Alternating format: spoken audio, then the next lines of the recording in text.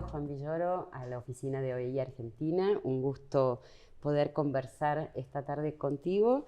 Viniste a Buenos Aires a presentar La figura del mundo. Efectivamente, es un libro sobre mi padre, es un libro de memorias.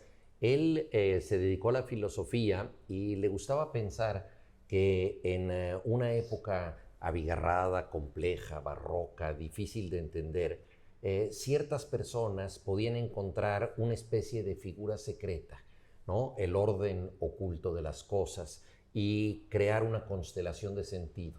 Escribió un texto sobre Sor Juana, que se llama La figura del mundo y que trata justamente de entender cómo Sor Juana, en el mundo de la Nueva España, ese universo barroco, logró configurar un sentido especial. Entonces a mí me pareció que, ya que a él le gustaba mucho esta expresión, a mí me podría servir de método para entenderlo a él, tratar de crear esa figura de su mundo. De su mundo.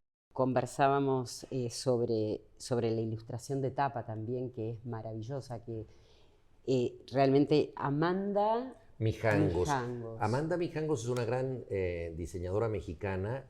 Yo le pedí, conociendo su trabajo, que hiciera una portada, porque sabía que ella iba a captar el sentido del libro, lo cual es muy importante para un libro sobre un filósofo. ¿Cuál es el significado profundo? Y entonces ella hizo un padre lejano, sombrío, su sombra se extiende, se alarga y un niño está iluminando la sombra, coloreándola, que es un poco lo que yo traté de hacer en este libro, no estar bajo la sombra de mi padre, sino darle un color especial distinto desde la perspectiva del hijo.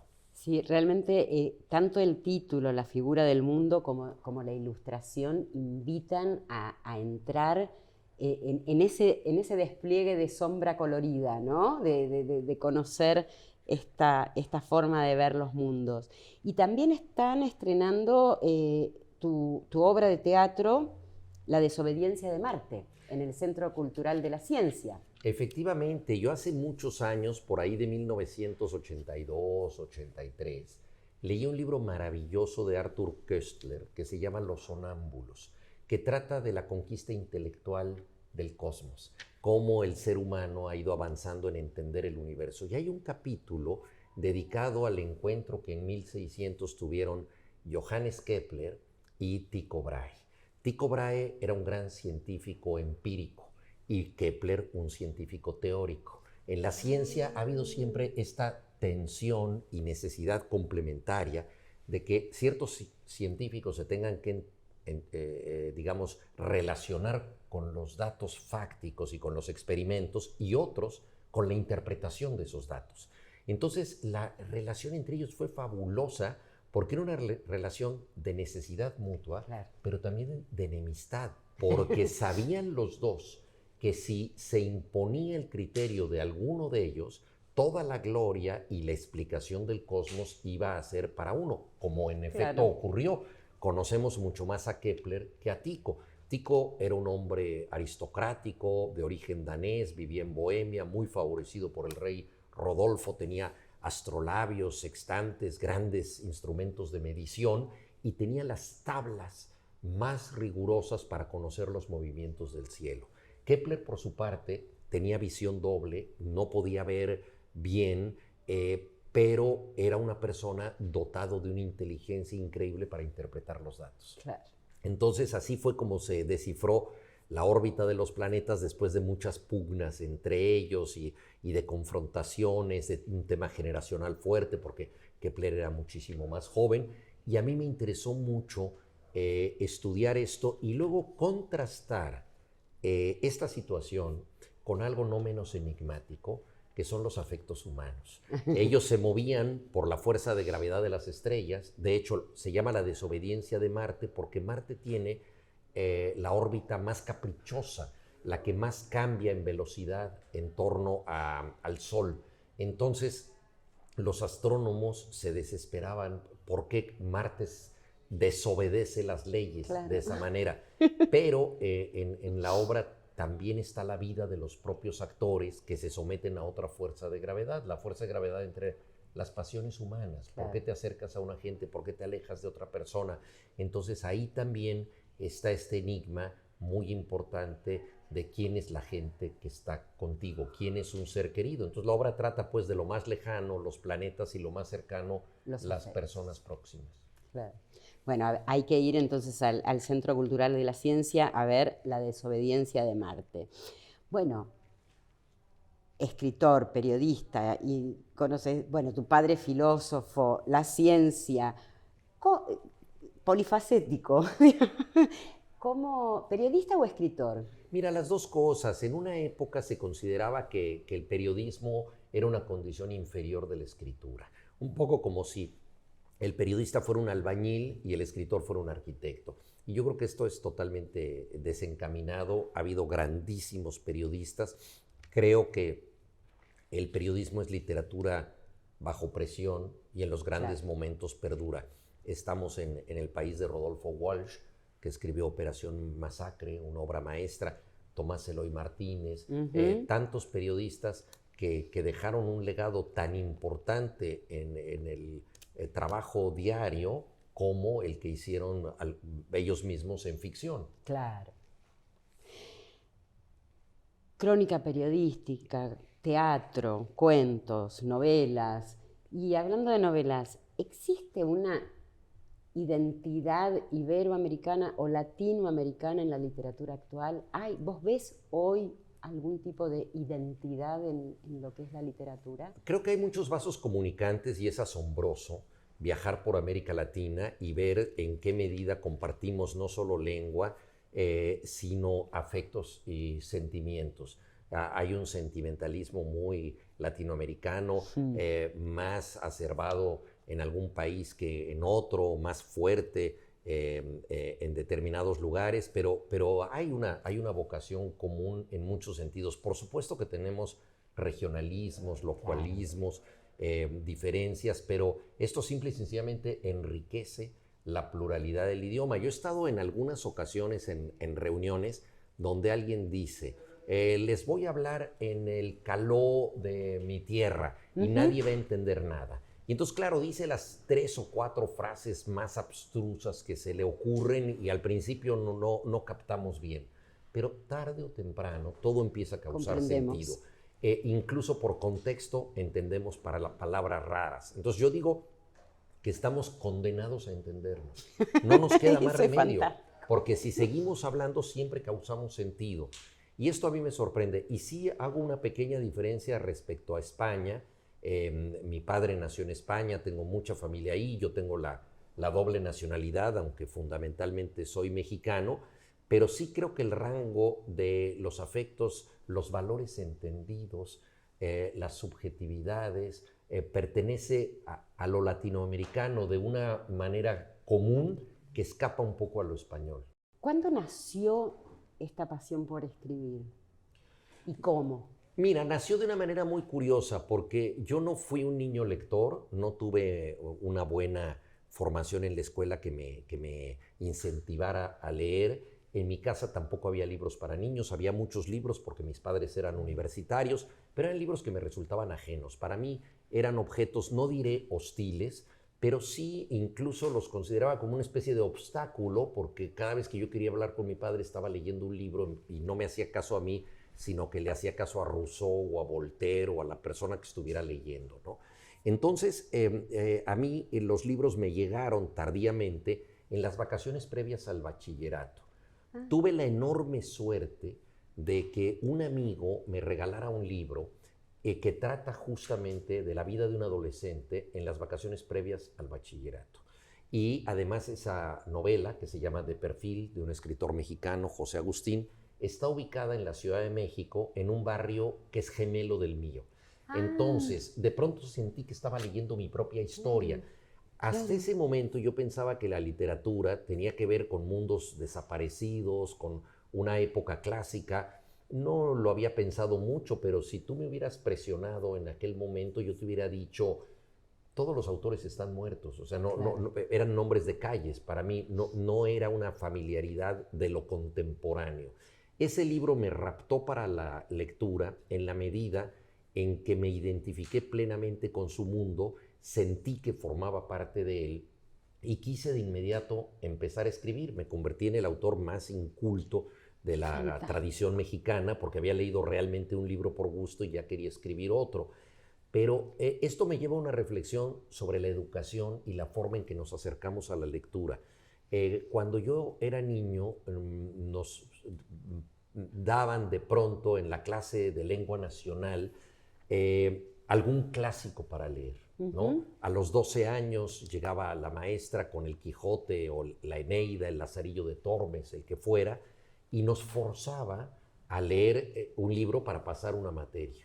Entonces yo sí había leído algo, pero había leído por esfuerzo y sin disfrute, porque yo creo que es un error darle a los niños libros que no son para ellos. Por más prestigio que tengan y por más importantes que sean, no despiertan en los chicos la sensación de que también ellos están incluidos en esa historia. Creo que es mucho más fecundo que los niños empiecen leyendo cosas que forman parte de su universo, bajo su mismo cielo, temas que puedan tocarlos y que poco a poco vayan refinando su gusto y buscando otros horizontes hasta llegar también al Quijote, la Eneida, el Lazarillo de Tormes, que son obras maravillosas, pero que es muy distinto cuando ya llegas con herramientas para leerlas. Bueno, pero también otro punto importante que usted dijo que quiero remarcar es el tema del placer de leer, digamos, que no se convierta la escuela en el lugar donde lo obligan a uno a leer, sino que pueda descubrir el placer de la lectura, Eso ¿no? es muy importante. Yo digo, la lectura no se impone, Claro. se contagia. Y solo la puede contagiar aquella persona que también la disfruta. Claro. Muchas veces los maestros son refractarios a la lectura. Ellos mismos no están apasionados por la lectura, se sienten obligados a enseñar ciertos libros y entonces no transmiten ese entusiasmo. Y esto yo incluso lo extiendo a los padres y a los familiares. Sí. Yo creo que no hay manera más útil de fomentar la lectura que la de una madre, una abuela, un hermano mayor que le lee un cuento a un chico antes de dormir, porque eso permite que la lectura se asocie por primera vez y para siempre con una forma del afecto. Claro. Es decir, la persona que te está leyendo te está queriendo, está contigo. Y los chicos, cuando termina el capítulo en la noche, dicen otro. Probablemente no están tan interesados en la historia, no sabemos, ¿no? Pero lo que quieren es seguir con la compañía, quieren no dormirse porque quieren estar con la gente que los quiere. Y eso es muy importante porque si lo asocias desde pequeño, siempre vas a tener eso detrás de ti, ¿no? Los cuentos infantiles suelen comenzar con la frase había una vez, y mi hermana, que es psicoanalista y poeta, mi hermana Carmen, escribió un texto muy hermoso que se llama Había una voz, porque ella dice, los cuentos no solo empiezan con había una vez, esa época remota, esa Arcadia, donde los deseos eran posibles, de los cuentos de hadas, sino también tienen que ver con esa voz primera. Había una voz la que nos contó los primeros cuentos. Y hablando de los niños y el gusto por leer, cuando usted escribe, ¿piensa en los niños? ¿Se escribe para niños o se escribe una historia que resulta atractiva para niños? Yo creo que uno de los principales errores de quienes escriben para niños y no lo hacen bien es ponerse en una situación de superioridad respecto a los niños y tratar de ilustrarlos, de educarlos, de formarlos. Este afán pedagógico de superioridad yo creo que genera libros muy aburridos. He discutido esto con muchos colegas que escriben literatura para niños y coincidimos en que lo más importante es ponerse en situación para escribir un cuento infantil. ¿Qué quiere decir esto? Quiere decir recuperar ciertos impulsos infantiles que están dentro de un autor y tratar de establecer una comunicación más horizontal. Es decir, no escribir a los niños lo que uno cree que deben leer, sino lo que uno quiere contarles.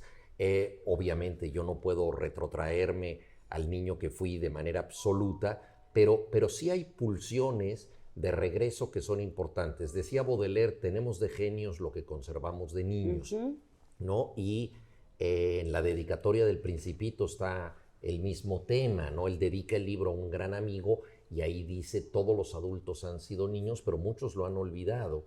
Entonces él se lo dedica a su amigo cuando era niño, ¿no? Entonces esta posibilidad, así como un actor entra en personaje para desempeñar un papel, y si va a ser un rey o un mendigo, camina como rey, camina como mendigo, come como rey, come como mendigo, aún fuera de la escena, ¿no? Se va mentalizando. Yo creo que el autor de cuentos para niños tiene que hacer un trabajo psicológico importante de comunicación directa con ellos, porque los niños son lectores mucho más inteligentes de lo que suele suponer la mayoría. No se trata de simplificar el lenguaje o la imaginación, se trata de estimular una complejidad distinta. Y eso es muy importante. La mente infantil, por ejemplo, es extraordinariamente abierta, admite una imaginación desaforada, pero tiene condiciones importantes. Por ejemplo, creo que los niños aman la lógica, les gustan mucho las reglas. Yo creo que no hay nada más serio en el mundo que un niño jugando. Esa capacidad de concentración es importantísima. Entonces yo quisiera que los que tienen a su cargo las torres de control de los aeropuertos tengan la misma capacidad de concentración de un niño cuando juega, y eso me parece muy importante porque es la combinación de la amplitud imaginativa con las reglas que vuelven lógica esa amplitud. De ahí que algunos de los mejores autores de cuentos para niños hayan sido matemáticos, como Lewis Carroll, por ejemplo. Claro. Y usted presentó el año pasado El profesor Zipper y las palabras perdidas, ¿no? A ver, que además de ser un libro para niños y niñas, tiene el tema del lenguaje, las palabras, digamos, las palabras perdidas o las palabras robadas. Sí. Este libro forma parte de una serie, de una saga. ¿Y cómo fue la evolución o los cambios? ¿Qué cosas hay constantes en la saga del profesor Zipper y qué cosas se incluyeron? Y después sí vamos a entrar específicamente en el tema del lenguaje que trata Zipper, ¿no? Pero el último libro. Pero ¿cómo es esta saga? Porque usted dejó varios años de escribir y volvió el año pasado con el 4º libro. Sí, cada cierto tiempo yo regreso al mundo del profesor Zipper, que es un personaje del que yo escribo. Es un científico que se dedica a cultivar brócolis, unos brócolis gigantes, gana muy bien con sus brócolis y por lo tanto todos los inventos que hace los regala. O sea, es totalmente altruista respecto a la ciencia, se asocia fácilmente con los niños porque él mismo es muy infantil, o sea, conserva dentro de sí características que lo acercan mucho al mundo infantil. Cada libro del profesor Zipper es independiente, aunque hay un reparto de personajes que entran y salen. Algunos están en varios libros, otros solo en uno y así, ¿no? Entonces, siendo episodios independientes, cada uno de ellos tiene un eje temático. El primero que yo escribí era sobre la música, porque un grupo de rock había perdido a su guitarrista líder y ese guitarrista tenía un virtuosismo especial porque el profesor Zipper le había fabricado una cuerda de sol que solo él podía tocar, porque esa cuerda estaba impregnada con sus huellas digitales. Nadie tiene las mismas huellas digitales, entonces era como esa guitarra eléctrica era como Excalibur, ¿no? Era solo una persona la podía usar, como la espada del rey Arturo. Entonces, la historia trata de cómo se consigue otra cuerda de sol para que el hermano del guitarrista también pueda tocar en ese grupo. Entonces es una reflexión sobre la música, sobre los merecimientos que tenemos nosotros para lograr algo. Creo que una de las cosas más difíciles de conseguir en la literatura infantil es el final feliz. Cuando yo empecé a escribir para niños dije, qué descanso, ahora la historia va a terminar bien, ¿no? A diferencia de lo que suele ocurrir con las historias para adultos, pero advertí, y esa es una lección elemental, que para que la felicidad sea verosímil, los personajes tienen que merecerla, tienen que pasar por ciertas pruebas. Entonces, así empezó la saga del profesor Zipper y cada uno de los libros tiene un eje temático preciso. El segundo es sobre el tiempo, la eternidad, la posibilidad de viajar a través del tiempo. El tercero es sobre la comida, la nutrición, la gastronomía, su relación con la ecología, y el cuarto sobre el lenguaje. Y ese es justamente el profesor Zipper, y Las palabras perdidas postula que el lenguaje no puede ser privatizado, no puede haber una mafia académica que se quede con ciertas palabras para usufructo propio, porque lo que sucede en esa historia es que empiezan a desaparecer palabras. Alguien quiere decir algo y esa palabra se escapa. ¿Quién se ha quedado con las palabras, no? Y entonces es cómo recuperar ese lenguaje que una mafia de académicos codiciosos ha querido usufructuar en beneficio propio. Entonces, una reflexión sobre quién es el legítimo propietario del lenguaje. Una de las cosas más difíciles en la literatura infantil es llegar al final feliz, que yo pensaba que iba a ser un gran descanso para mí después de haber escrito cuentos, novelas para adultos, donde la felicidad se puede conjeturar, se puede desear, pero nadie cree que todo se arregle de inmediato. Y sin embargo, en la literatura infantil, el final feliz es casi un requisito esencial del género, pero la sorpresa elemental que recibe cualquiera que escriba buscando el final feliz es que los personajes tienen que merecer esa felicidad para que sea verosímil, y no hay nada más difícil que lograrlo. Entonces se trata de un componente ético muy valioso de la literatura infantil.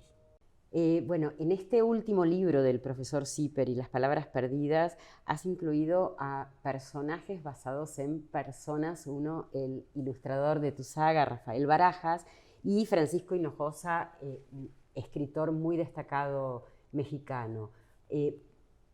¿Por qué incluiste a dos personas vivas del mundo real de los niños y niñas de México, que conocen las ilustraciones de Barajas y que han leído obras de Hinojosa en este libro del profesor? Sí, el libro trata de la defensa del lenguaje, de quién es su propietario, postula que es la gente la que transforma la lengua y por lo tanto quien debe decidir su destino, y que no puede haber una academia ni nadie más que se apodere de palabras en beneficio propio.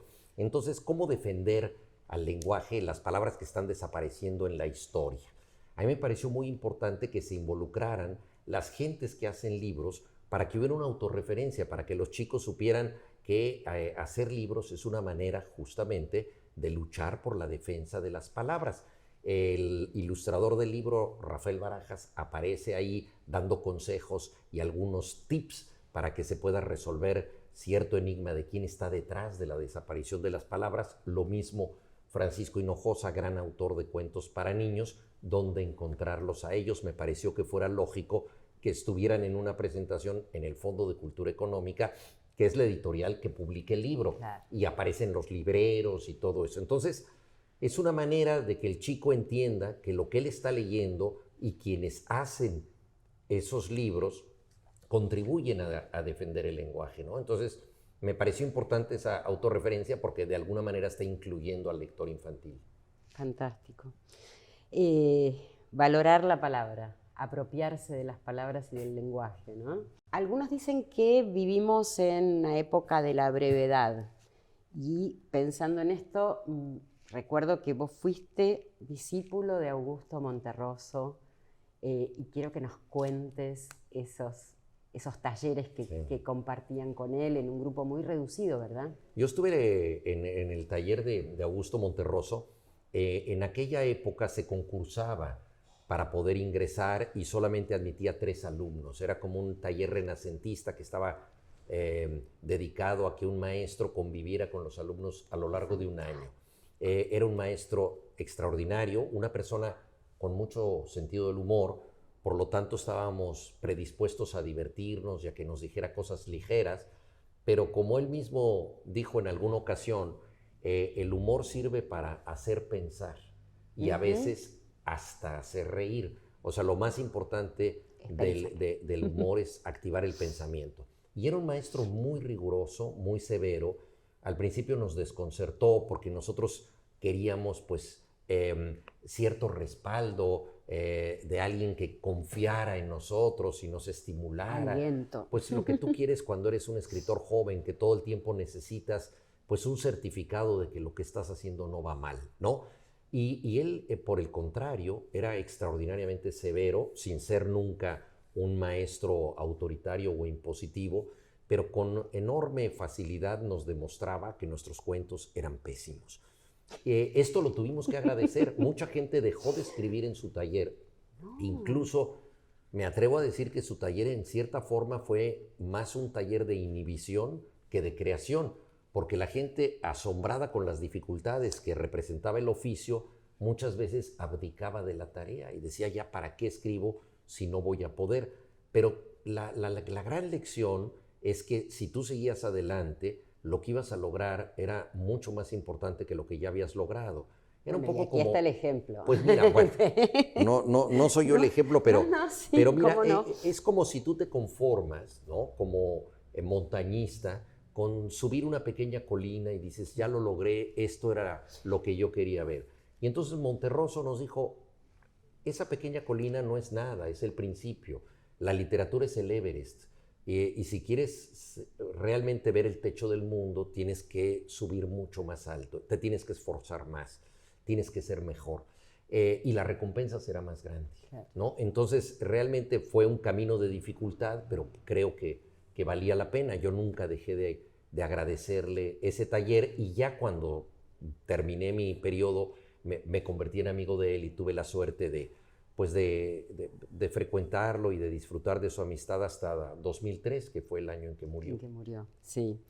Bueno, en honor a Augusto Monterroso, te vamos a regalar este libro de microficciones. Es la primera antología de microficciones que hicimos desde la OEI. Como discípulo de Augusto, un regalo para mil ti. Gracias, muchas gracias. En nombre de nuestro director Luis Escaso, de Sandra Rodríguez, directora de cooperación, y de todo el equipo de OEI Argentina, muchísimas gracias por compartir este espacio con nosotros. Al contrario, muchas gracias a ti, Andrea. Gracias.